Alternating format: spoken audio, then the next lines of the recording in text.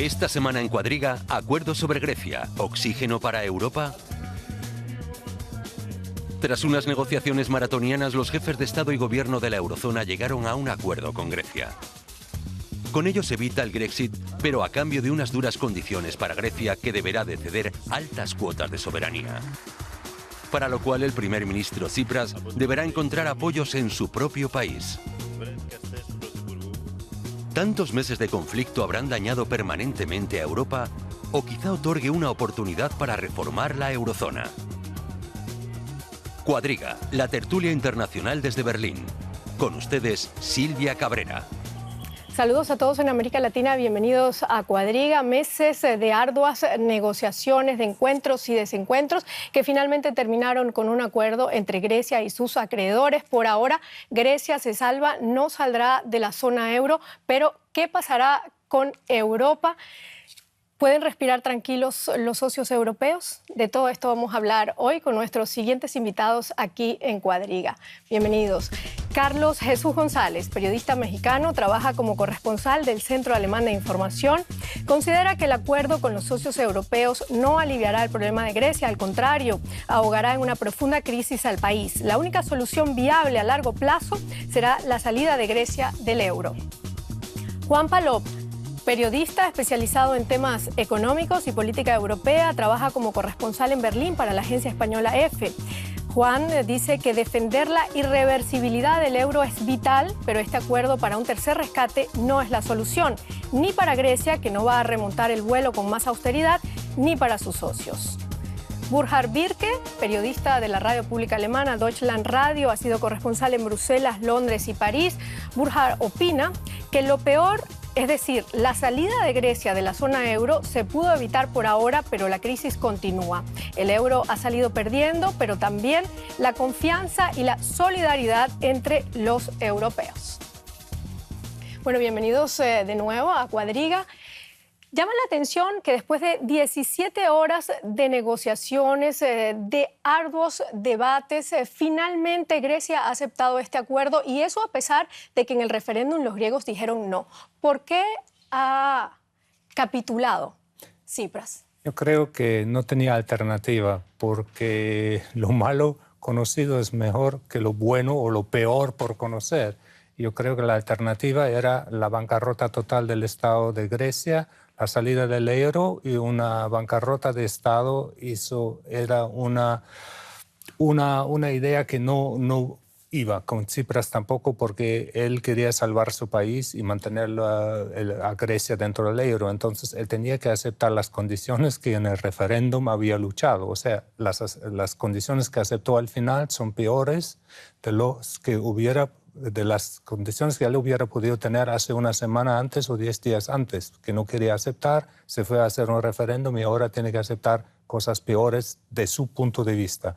Pero no había otra, porque no había alternativa, y el precio era demasiado alto de una salida de Grecia del euro, el precio político, el precio para Grecia también. O sea, entre peste y cólera escogió el menor mal.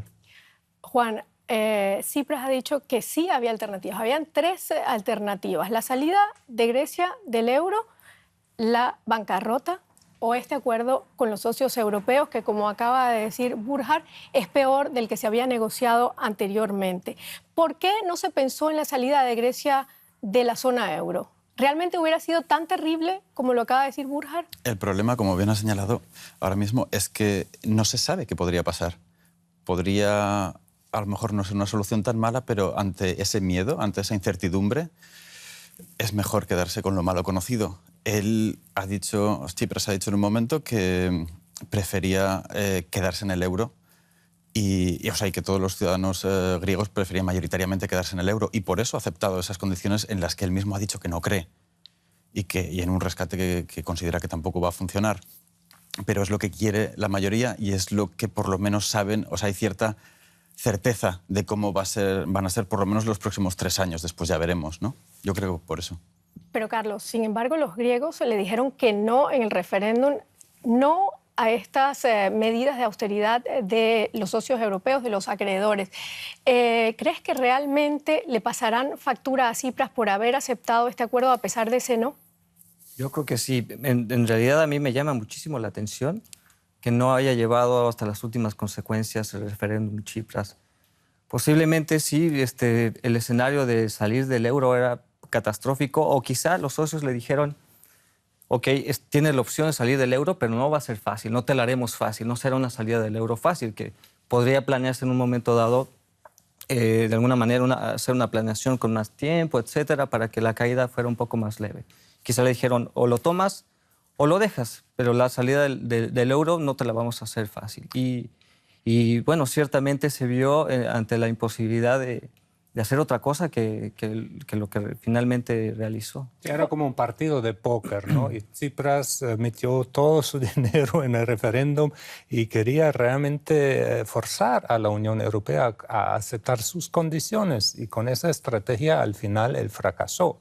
Y él mismo... Esa fue exactamente la razón que lo llevó a hacer este referéndum, simplemente a presionar a los socios europeos. Exactamente, esa es mi teoría. Yo creo que él utilizó el referéndum para tener el respaldo del pueblo griego, para ir a la mesa de negociaciones en Bruselas y decir, miren, mi pueblo no acepta eso, ustedes no pueden ignorar la voluntad democrática y tienen que aceptar que el pueblo griego no está listo a aceptar las condiciones, pero luego ve a su país realmente cayéndose en un hueco económico cada día más grande y la bancarrota realmente amenazando toda la existencia de Grecia, la existencia también de Grecia como miembro de la Unión Europea, y ante este escenario, un terreno desconocido, él no tenía alternativa. Y puede decir al pueblo griego, yo luché como un lobo para defender los intereses de todos ustedes, de los pequeños, de los pensionados, de todos, pero no logré, y ahora para salvarnos como miembro de la Unión Europea no me quedó otra. O sea, políticamente era una estrategia para su supervivencia política, y es un mago porque él hizo un volcón de 180 grados y su popularidad dentro de Grecia es altísima todavía, aunque su partido no lo apoya. A mí me parece de hecho increíble que hoy día siga él en el poder, ¿no? Yo todavía ayer por la noche pensaba que estábamos viendo todos estábamos pendientes de lo que pasaría en el Parlamento, si se aprobarían o no estas nuevas medidas. Y yo pensaba que él, en cualquier caso, cualquiera que fuera el resultado de la votación, iba a renunciar, porque es demasiada presión por la que está pasando y quizá ya se ha salido de alguna manera el control de sus manos. ¿Le ha salido ¿no? mal la jugada entonces a Tsipras? Claro, ganó la batalla, digamos, que fue el referéndum, pero perdió la guerra. No se esperaba él que hubiese una Europa tan intransigente a la vuelta de las negociaciones. Juan, Varoufakis ha dicho que el exministro de Finanzas de Grecia ha dicho que este ha sido un golpe de Estado contra su país. ¿Por qué es tan malo este acuerdo al que ha llegado Grecia con los acreedores? Hombre, estamos ante un acuerdo que tiene unas exigencias muchísimo mayores que las que hasta ahora se estaban negociando, ¿no? Para prolongar el anterior rescate, el segundo, y que implican unas reformas profundísimas a nivel de pensiones que ya han sido rebajadas de forma muy importante. Si no recuerdo mal, creo que desde que empezó la crisis las pensiones de los jubilados han caído en un 45%. ¿Van a reformar eso más cuando ya se ha convertido en una de las principales fuentes de ingresos de muchas familias en Grecia? Pero bueno, esa es una de las reformas. Están las reformas del IVA, que hay que tener en cuenta que el IVA afecta a todos por igual, a los que más tienen y a los que menos. Entonces es un impuesto que de por sí es estable para los ingresos, para el Estado, pero es relativamente injusto, porque hay un consumo básico que todo el mundo necesita. Y después otro tipo de pensiones. ¿En qué se diferencia este documento a los presentados anteriormente donde no se había llegado a un acuerdo? ¿Qué es lo novedoso de este documento? Uno de los puntos novedosos es este fondo fiduciario en el que Grecia tiene que conseguir, o sea, tiene que poner 50.000 millones de euros en activos del Estado, y que se van a, para asegurar a los socios que les prestan dinero que les va a devolver ese dinero. Eso es una pérdida de soberanía que tiene un componente casi de humillación muy fuerte, que entre socios, no entre acreedores y alguien que pide dinero, sino entre socios, es difícil de entender.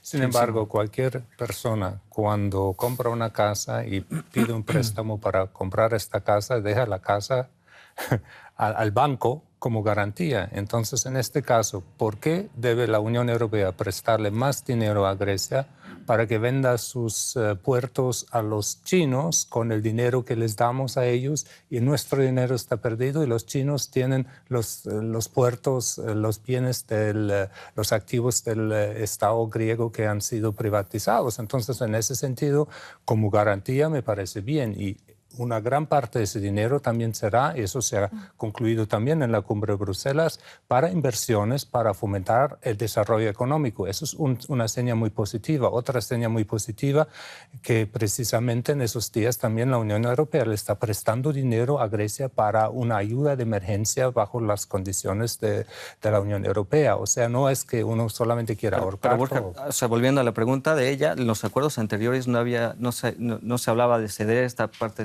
de soberanía, de ceder bienes públicos, como para avalar, digamos, la deuda, ¿no?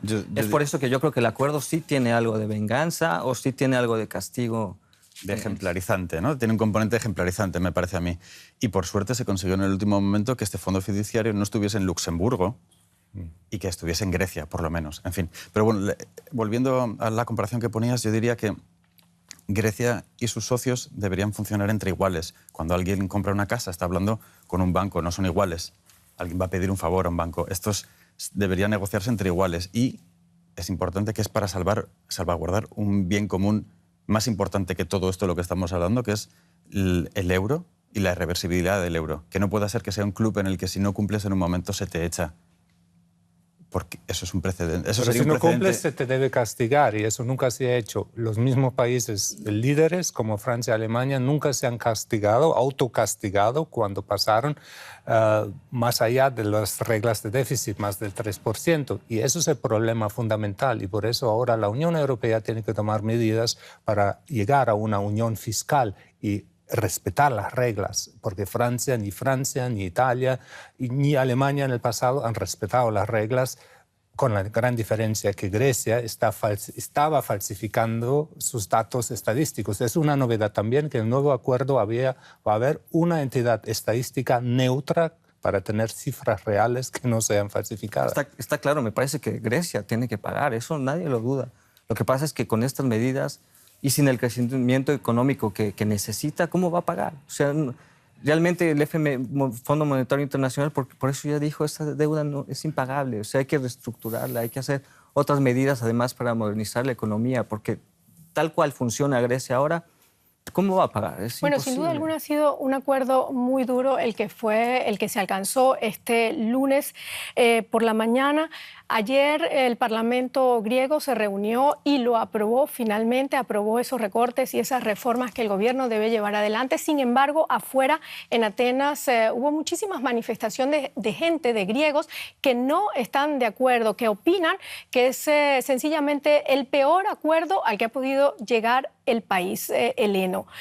Sin embargo, los analistas aseguran que es una victoria para Grecia porque no ha salido de la zona euro, y para Europa porque finalmente la unidad europea sigue intacta. Veamos el siguiente informe. Por fin, 17 horas de cumbre sirvieron para que los 19 jefes de gobierno de la eurozona se pusieran de acuerdo, para que nadie diga que los burócratas europeos no trabajan duro. El resultado de la cumbre del lunes es una victoria para Europa. Hallar un consenso entre los 19 países del euro con sus diferencias culturales y de intereses no es nada fácil. La canciller alemana supo lidiar con las diferencias. Todos están exhaustos, pero satisfechos, al menos en parte. El Grexit se disipó y Grecia seguirá con el euro. Con ello se evitó también un precedente que amenazaba con dividir la Europa. La Unión Europea demostró que hasta en los momentos más duros es posible la negociación.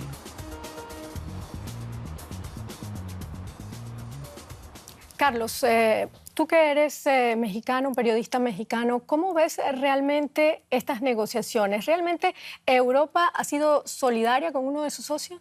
Me parece que no. O sea, yo recuerdo, por ejemplo, crisis que hubo en México, donde fue gracias también a la quita de deuda, reestructuración de deuda, incluso préstamos de Estados Unidos, que México pudo salir avante.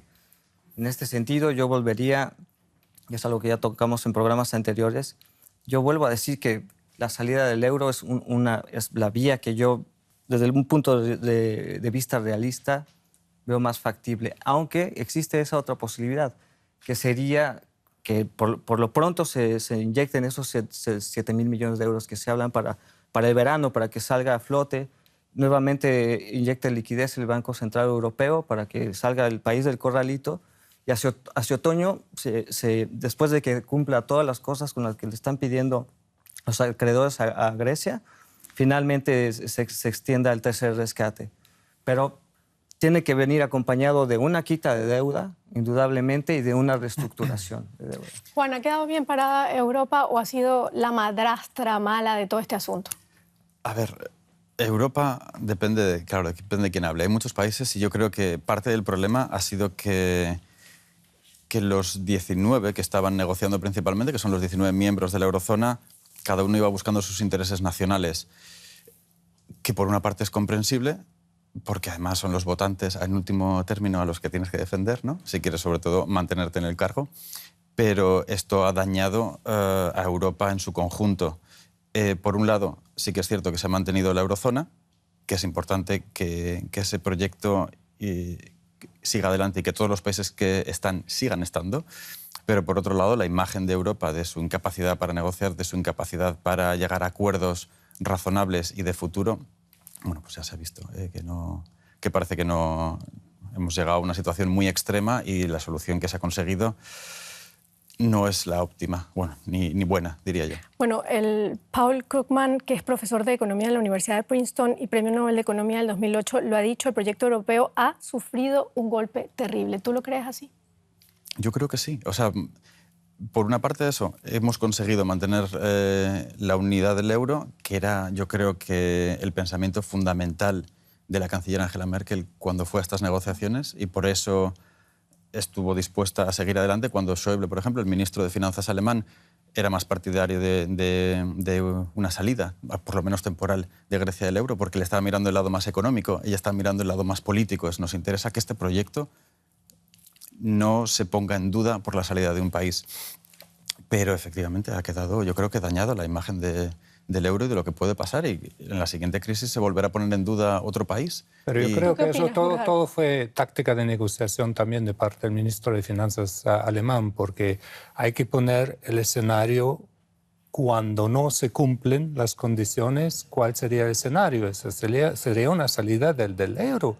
Y entonces de plantear eso realmente en la mesa de negociaciones hizo caer en cuenta a Tsipras que él tiene límites en sus exigencias. O sea, y fue muy, muy especial, estoy de acuerdo. Eso no es un compromiso clásico europeo donde todas partes ganan, porque en ese caso realmente Grecia se salva, pero es lo único que gana, sino ha perdido todo en su estrategia de negociación. Pero por primera vez 18 contra 1, y también era para crear que no haya un precedente, porque miremos a España, hay el movimiento Podemos, hay elecciones. ¿Qué pasaría si realmente la Unión Europea hubiera accedido a todas las condiciones de Grecia? Claro, Podemos con ese movimiento, miren lo que puede Syriza en Grecia, nosotros lo podemos en España, vamos a renegociar. Ahí realmente el proyecto europeo de la moneda única estaría en peligro, y por eso se trataba de no crear un precedente en este caso. Burkhard, ¿tú crees que ha ganado más Europa de lo que ha perdido? En el fondo sí, pero estoy completamente de acuerdo con ustedes que hay que salvar a Grecia. En el fondo lo que no prevén los tratados europeos es realmente de perdonar una gran parte de la deuda. Hay que reestructurarla. Grecia nunca pagará toda esa deuda. Eso es claro, todos los economistas lo dicen. Por eso hay que perdonar, pero a la vez si Grecia en 5 años no ha logrado formas estructurales, no estoy hablando de cortar pensiones o salarios mínimos, reformas estructurales, de hacer un sistema, un catastro, de levantar bien los impuestos, de luchar bien la corrupción. Syriza está tratando, pero faltan éxitos. Indudablemente necesita una fortaleza en sus instituciones Grecia, y eso son reformas a nivel interno. Bueno, 78% de los alemanes, esto es una última encuesta que salió en Der Spiegel, cree que no va a poder Grecia poner adelante o implementar estas reformas que sus socios europeos le están pidiendo. ¿Tú crees que lo puede? Por supuesto, eso está claro, y además mencionaste a Paul Krugman, pero no es el único economista que ha hablado sobre esto. Hace 2 días Piketty y otros 4 economistas mandaron esta carta abierta a Merkel, donde dijeron esta fórmula no funciona. Estamos hablando de que esto y es algo que deberíamos de tocar, el coste social que está teniendo todo esto. Al final, la gente, el ciudadano de a pie, es el que va a pagar sobre todo por estas reformas de austeridad y punitivas, ¿no? En esta carta, Piketty y los demás economistas hablaban de que ya 40% de los niños griegos están en la pobreza. Hay un 50% de desempleo juvenil. Es una generación prácticamente perdida. Hay que pensar en la gente, a lo que voy al final, ¿no? Absolutamente. No solamente a niveles macroeconómicos, sino esto cómo afecta al bolsillo de cada persona. ¿Pero qué es lo que gana realmente Europa con todo esto? Bueno, gana que... ¿Tener a un socio en esas condiciones dentro de la Unión? Pues el concepto era que la moneda única fue creada para que todos sean miembros, pero que permanezcan dentro de esa unión monetaria. No está previsto la salida. Y entonces los grandes capitales, la especulación sería enorme en los mercados financieros de los tiburones, así llamados, harían la especulación contra los próximos candidatos. Y hay muchos candidatos. Hay España, hay Portugal, hay Italia, la misma Francia, que está bastante endeudada, serían la sigla de la especulación si Grecia se sale del euro. O sea, hay flujos de capitales enormes que especularían en contra del euro. Por eso el euro solamente puede sobrevivir a largo plazo si se crea la unión fiscal y que hay un gobierno económico. Y para volver a Grecia hay que hacer un plan Marshall como se hizo para Alemania. A Alemania después de la guerra se le perdonó la deuda y se hizo un plan Marshall, un plan de inversiones para crear empleo, para crear crecimiento económico. Eso la Unión Europea tiene, esas dos tareas. Unión fiscal y un plan Marshall para Grecia y para el sur de España y de Italia, donde el desempleo juvenil también está ¿Por qué ese plan Marshall no se llevó adelante ahora con Grecia? No se está planteando en ningún momento un proyecto serio y a largo plazo para que Grecia crezca. Se está pensando en cómo Grecia va a devolver sus deudas. De estos 85.000 millones de los que se está hablando, que puede tener como máximo este tercer rescate, 50.000 van a ser para devolver deudas. Al final, lo que queda para Grecia y para proyectos en Grecia, para invertir en Grecia, es muy poco. Entonces, con esto estamos poniendo un parche pequeño y dentro de 3 años, en el mejor de los casos, vamos a estar otra vez aquí hablando de este tema. Claro, porque en las negociaciones habían 2 puntos claves, que era sacar a Grecia de la crisis económica en la que está y sacar adelante este proyecto europeo, no dejarlo que se caiga, que se desplome. ¿Se han logrado las 2 cosas o solamente lo que dice él? ¿No va a pasar nada con Grecia? ¿Dentro de unos años vamos a volver a ver una crisis griega? No es una pausa. Hemos ganado de oxígeno para respirar un poco, para evitar lo peor, pero ahora el tiempo hay que utilizarlo para crear esa unión fiscal. Pero el problema es el gran nacionalismo en ese momento. Hay Le Pen con el Front National en Francia, los nacionalistas, UKIP en Gran Bretaña, aunque no forma parte del euro. Pero todos esos movimientos nacionalistas van en contra de esa idea de hacer una Europa más unida. Pero sin embargo, yo creo que hay que, precisamente para hacer funcionar el euro, hacer un gobierno económico, un ministro de Finanzas europeo que pueda controlar los presupuestos y también se tiene que pensar en un impuesto europeo precisamente también para poder financiar programas de Marshall para inversiones en el sur. En ese sentido estoy totalmente de acuerdo con Borja. O sea, se necesita incentivar y modernizar la economía griega y creo que un punto importante o el único capital que ahora tiene Grecia es el humano. Tiene buenos estudiantes, o sea, es uno de los países que mejor educados está de la región. Así que podrían hacerse planes para la relación entre universidades y empresas, por ejemplo, hacer planes para buscar inversiones extranjeras. Como un amigo griego me dijo, o sea, nosotros no tenemos industrias que puedan ser un Siemens o un Airbus, pero podríamos crear empresas que sean subcontratadas por Airbus o por Siemens. Pero durante toda esta crisis se ha hablado mucho de solidaridad. Francia lo ha mencionado muchas veces, también Angela Merkel ha hablado, los socios tenemos que ser solidarios, debe haber compromisos y deben cumplirse esos compromisos, pero sobre todo solidaridad. ¿Cómo ha quedado ese concepto de solidaridad tras este acuerdo firmado con Grecia? Angela Merkel hablaba muchas veces o repetía que era un binomio que iba siempre junto, ¿no? Era solidaridad por parte de los socios y responsabilidad propia de los países para, eso ya no se decía, pero para aplicar las reformas que se habían acordado. se ha demostrado solidaridad en el sentido de que se han puesto otra vez sobre la mesa muchos miles de millones de euros para tapar una serie de agujeros financieros importantes en Grecia. Pero eso me parece que es una visión cortoplacista y que no se ha resuelto el problema de fondo porque ni siquiera se ha abordado. Entonces, ¿es eso la solidaridad? No queremos que de verdad esto nos vaya todos mejor, pero pensando como Europa, no como los 19 miembros de la Unión Monetaria. ¿Tú también lo ves así, Burkhard? Pues yo creo que, de hecho, ya tenemos una Europa de varias velocidades. Tenemos la Europa que tiene el euro, la Europa que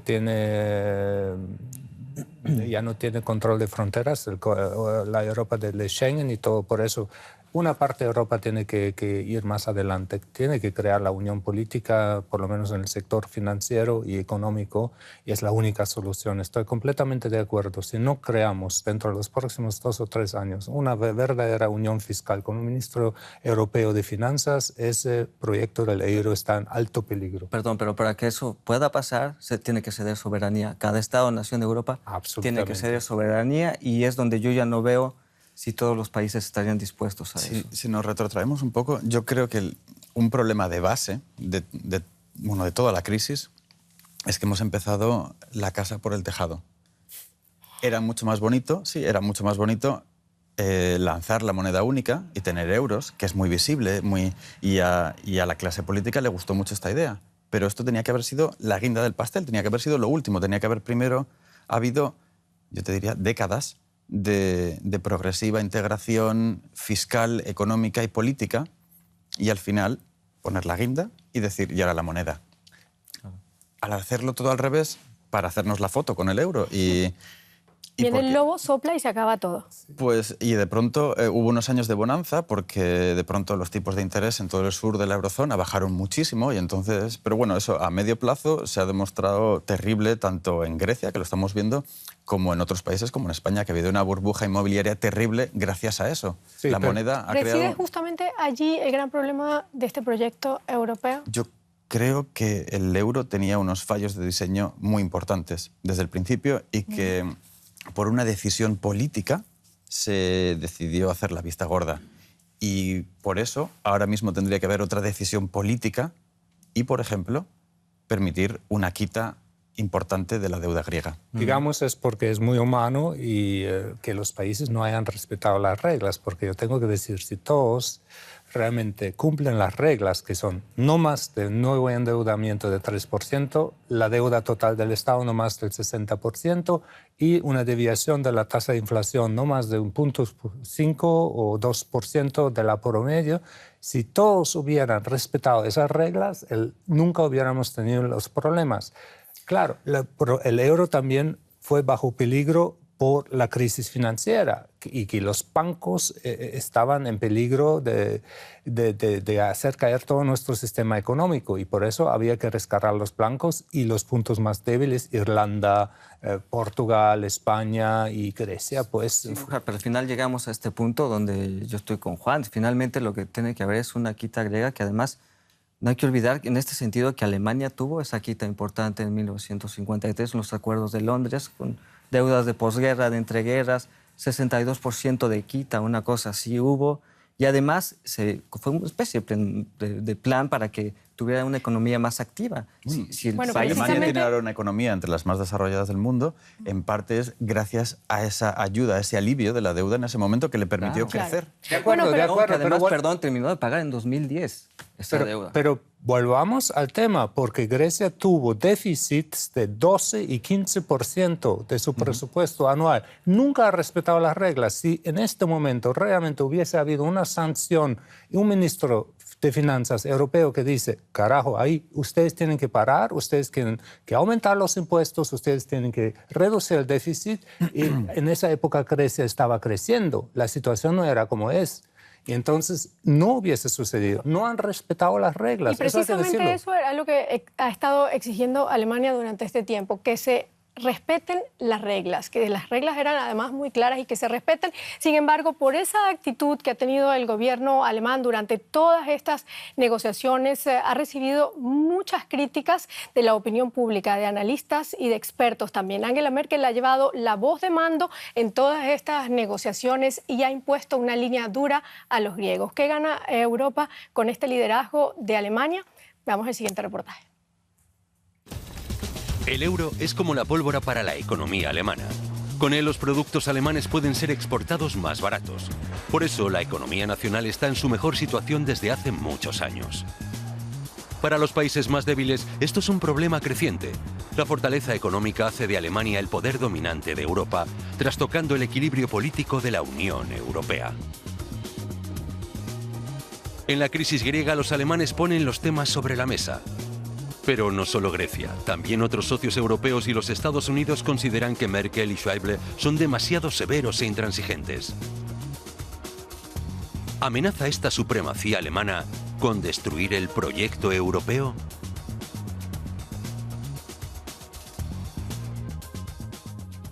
Juan, la pregunta es para ti. ¿Amenaza esta hegemonía alemana con destruir el proyecto europeo? Yo estoy convencido de que la intención de la canciller, de Angela Merkel, es buena, es pro-europea y trata de salvar el proyecto. Ahora bien, creo que con lo pragmática que ella es, este dogma de la austeridad está trayendo problemas, está viendo que no funciona. Yo entiendo y soy partidario de que a largo plazo, a medio plazo, los estados tienen que tener las cuentas, o sea, tienen que consolidar sus cuentas y tienen que ser sostenibles. Pero llevar eso al extremo y en periodos tan cortos de tiempo está creando unos problemas financieros en los países muy importantes. ¿Ha manejado, Burkhard, Alemania este liderazgo en la Unión Europea? ¿Lo ha manejado bien?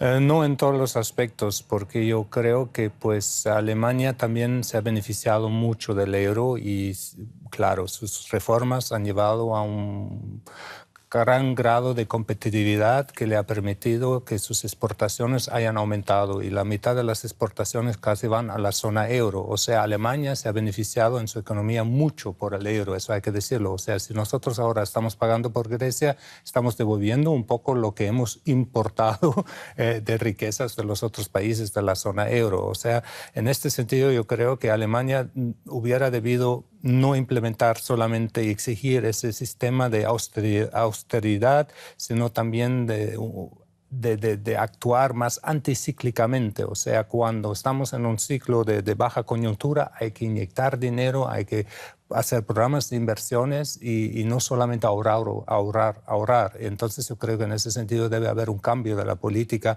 y el modelo alemán no se puede aplicar a toda Europa, naturalmente que no. Bueno, Alemania ha terminado siendo más fuerte que el propio Fondo Monetario Internacional. Esta semana ha dicho el Fondo Monetario que es necesario una quita de la deuda para Grecia. Sin embargo, Angela Merkel ha negado de plano esta situación. Yo creo que perdón. Carlos. Yo creo que la hegemonía económica mostrada por Alemania es indudable. Pero yo creo que podría tener un papel más activo como líder político. Yo no estaría en contra de que su papel como líder político como tal fuese más intenso, más responsable de alguna manera. Yo creo que no están acostumbrados en el gobierno alemán a tener al poder político. Exacto. Están acostumbrados al poder económico sin poder político y ahora que, sobre todo en la Unión Europea, tienen un poder político importante, o el principal, tienen muchas dudas sobre cómo manejarlo. Y eso hay que aprender. Ellos, cuando dicen que la quita no es posible, lo que están hablando se refieren a un artículo de uno de los tratados en los que se dice que no se puede, o sea, que ellos entienden de ese artículo que no se puede hacer una quita. Entonces, se basan en un tema legal, ¿no? Casi, que se podría interpretar de otra forma, según quien lo lea, y que se podría también cambiar. Si estamos hablando de que a lo mejor hay que integrar más y conseguir una unión fiscal, para eso habría que cambiar los tratados. ¿No podemos cambiar un tratado para otra cosa que también va a favorecer a largo plazo a la eurozona? Se puede. Es una cuestión de voluntad política, como casi siempre. Estamos viendo ahora un enfrentamiento entre Alemania y el Fondo Monetario, por ejemplo, a la hora de salvar a Grecia de esta profunda crisis en la que está sumida. Son distintas perspectivas, diría yo. El Fondo Monetario Internacional, FMI, lo único que está viendo es un tema económico, de sostenibilidad económica, dice. Un país que encima produce poco y que está en una fuerte recesión desde hace un montón de tiempo, y creo que su Producto Interior Bruto se ha reducido un 25% desde que empezó la crisis. Están viendo que este país, con ese PIB, no puede pagar una deuda que va a superar, después del tercer rescate, el 200% del PIB. O sea, ellos simplemente hacen números y ven que esto no es posible. Y, por otro lado, Berlín lo que está diciendo es que queremos, o sea, según los tratados, esto no se puede hacer una quita.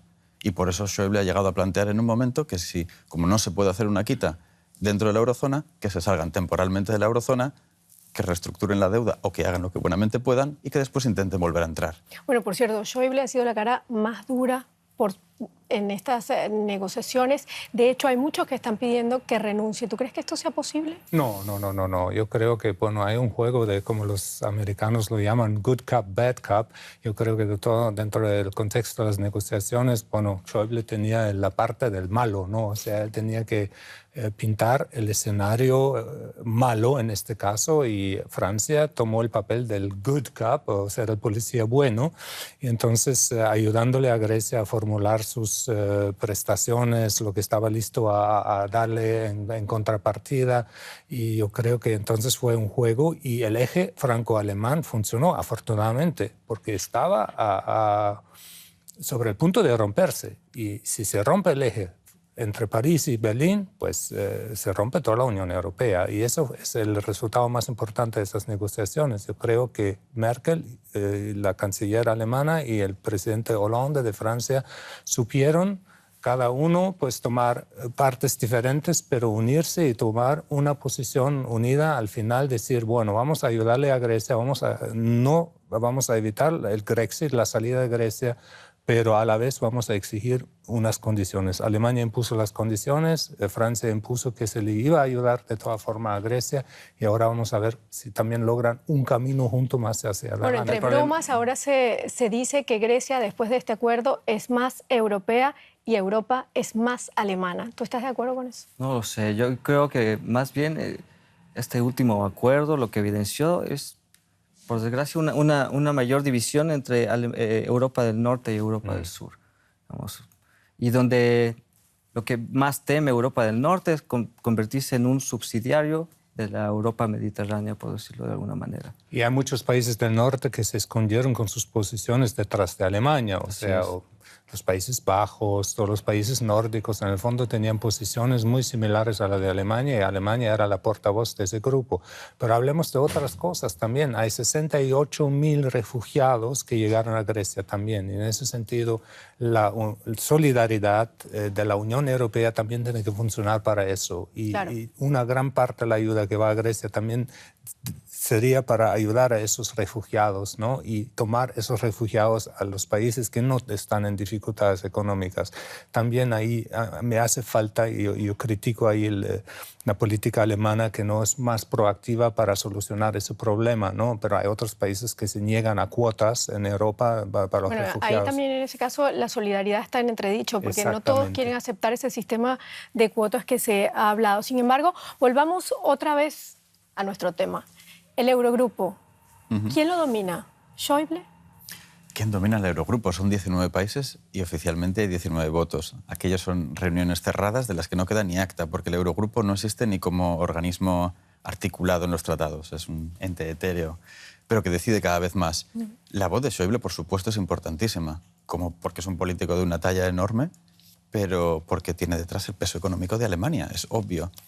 Pero no está solo cuando habla. Efectivamente, Finlandia es uno de los que ha estado siempre detrás de Alemania en estas negociaciones, y después se sabe que hay otros países contrarios a ceder ante Grecia, como eran los bálticos, y también estaba Eslovaquia. O sea, sabemos que Alemania no está sola en esto, pero claro, el peso de Alemania en estas negociaciones es importantísimo, y por eso cuando se habla de quién ha hecho de poli malo, se habla de Schäuble. Pero yo quiero recordar que había votos 18 contra 1, contra Grecia, antes del referéndum y todo, de no aceptar los 18 las condiciones de 1 en el Eurogrupo. Eso no solamente Alemania.